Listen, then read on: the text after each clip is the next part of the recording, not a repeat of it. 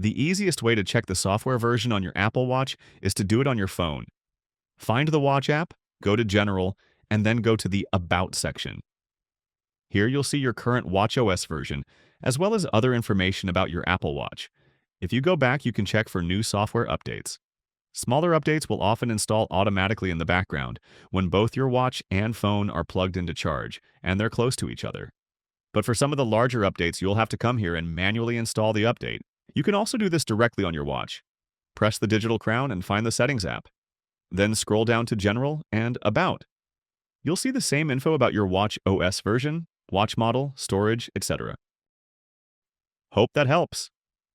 Leave a comment if you have any questions and subscribe for more simple guides like this.